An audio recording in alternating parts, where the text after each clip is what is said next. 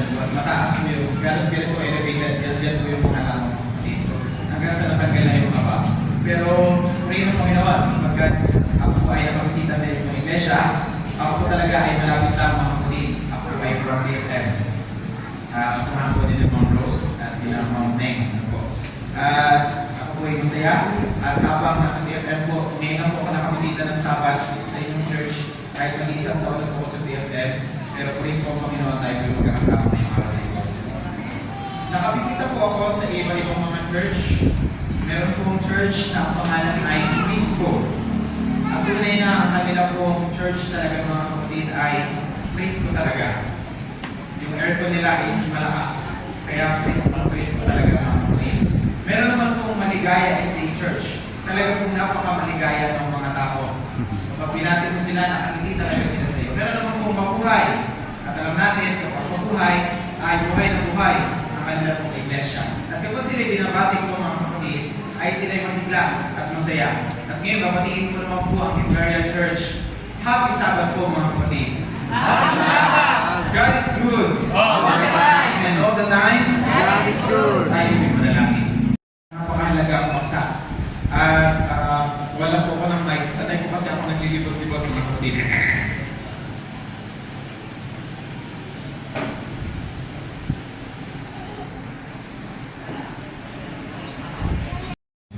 Okay.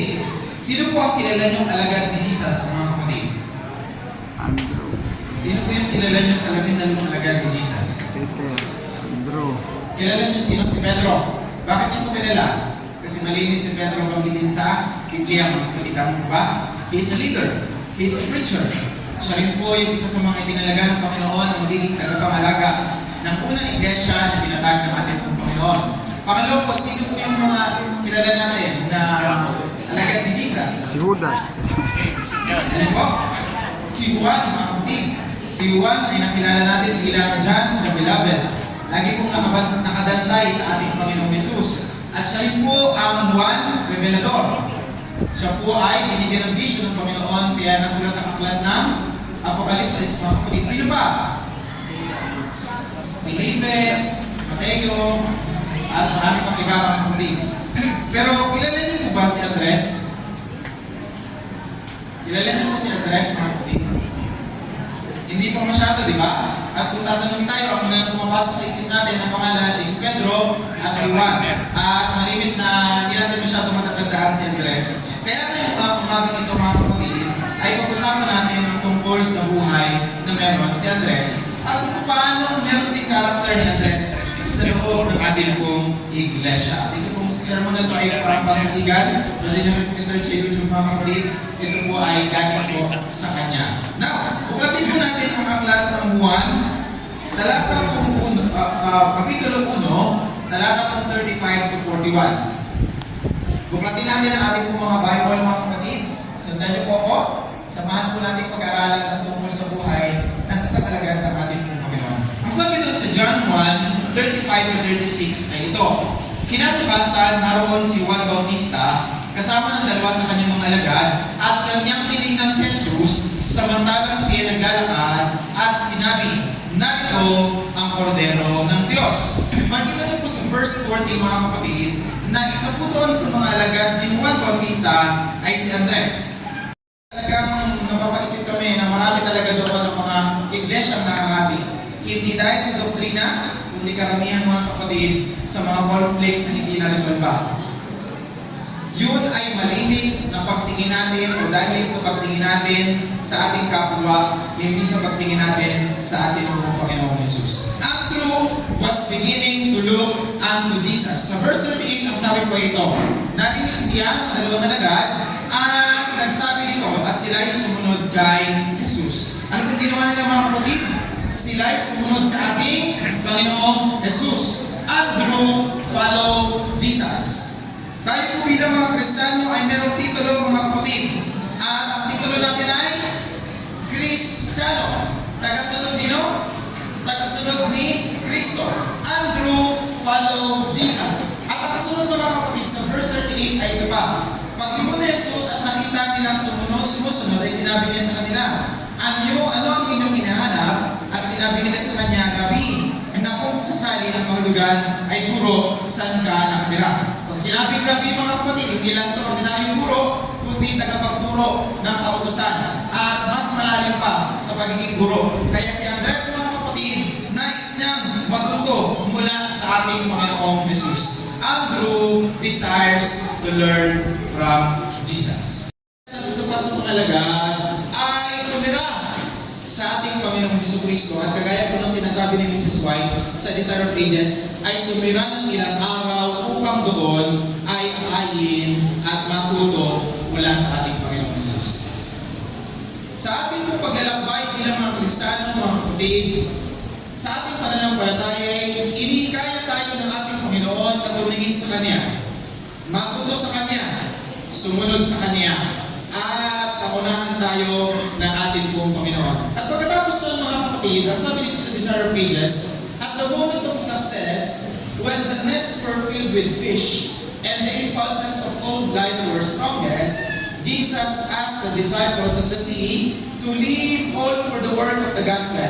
So every soul is tested as to whether the desire for temporal good or for fellowship with Christ is strongest. Alin po ba ang mas priority natin mga kapatid? Alin po ba ang mas strong na conviction sa atin?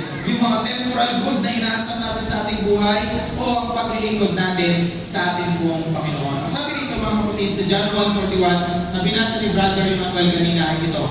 Una niyang natagpuan ang kanyang kapatid na si Simon at sa kanya ay sinabi, natagpuan na namin ang Mesiyas na kung liliwanagin ay ang Kristo. Matapos po matuto ni Andres mula sa ating Panginoong Jesus, matapos po paunahan siya ng ating Panginoong Jesus, matapos po niyang sundin o sumunod sa ating Panginoong Jesus, ang kanyang unang hinanap ay ang kanyang kapatid.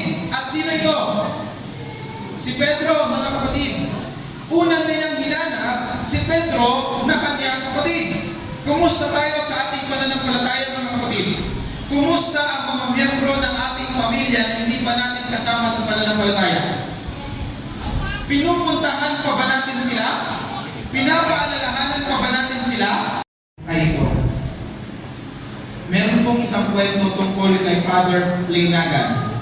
Si Father Playnagan po mga kapatid ay isang pari na nagtayo ng boys tour, na naging boy scout, na naging school for the boys, mga kapatid. At yung iba ay naging brotherhood. Pero habang siya po ay natatatag noon ay meron pong siyang tinayong boys charity. At meron nakapila doon mga kapatid, at habang nakapila doon sa registration ng mga magpapaampon ay meron siyang nakita doon sa malayo. Nakita niya po na meron isang bata na merong bag sa likod niya. At sa bag na yun mga kapatid ay para bagang nakikita niya doon sa likuran ay para bagang hirap na ang batang yun. At pagdating sa unahan ng bata na yun, sa pagdating sa unahan sa pila, ang sabi ni Father Playnagan ay, anak, ibaba mo na yung iyong dala-dala. Mukhang mabigat ang iyong dila. Pero ang sabi ng bata, hindi po siya mabigat, siya'y aking kapatid. Hindi po siya mabigat, siya'y aking kapatid. Sa loob pala ng bag na yan mga kapatid, nandun ang kanyang kapatid, akay-akay niya. Kaya nung sinabi sa kanya ni Father Playnagan na ibaba mo na yan anak, ang sabi ng bata, hindi siya mabigat, siya'y aking kapatid. Anak, sa ating mga nakakasalamuha, araw-araw ay parang bigat na bigat tayong magbahagi sa kanila. Pero ang paalala sa atin ngayong araw na ito mga kapatid, hindi sila mabigat. Sila yung atin din mga kapatid. Amen? Amen. At dapat pumalasakit mga kapatid sa kanila. Ang sabi dito, this was the way the Christian church was established. Pumili si Jesus ng kakaunti ng mga tao. Tinarinig niya po ito at ang sabi dito sa kanila ay bid them follow Him. Ano pong ginawa nila mga kapatid? Pagkatapos na sila itrain ng ating Panginoong Yesus, pagkatapos na sila piliin ng ating Panginoong Yesus, sila pumunta kanino? They went in search for their relatives and acquaintances and brought them to Christ. Tayo po pala bilang mga mananampalataya ay hahanapin natin ang ating mga kaibigan, mga kamag-anak. At dadalhin kanino? Kay Kristo mga kapatid. Hindi ka lamang nag-share, hindi ka lamang nagbahagi, kundi dadalhin sa ating Panginoong Jesucristo. Malinaw na sinasabi, pinapaalala sa atin, mga kapatid. This is the way we are to labor. A few souls brought out and fully established the truth will, like the first disciples, be laborers for others.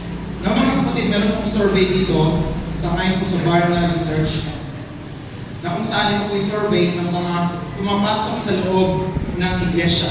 At hindi ko po alam kung ang survey na ito po ay sa pangkalahatan ng Christians or Christian believers, Protestants man or Adventist man o ibang denominations ng Christians. At makikita natin dito mga kapatid, ang survey ay ito, special need, 1% walk-in. Sino po dito yung napadaan lang sa church at na-convert na bilang Adventist?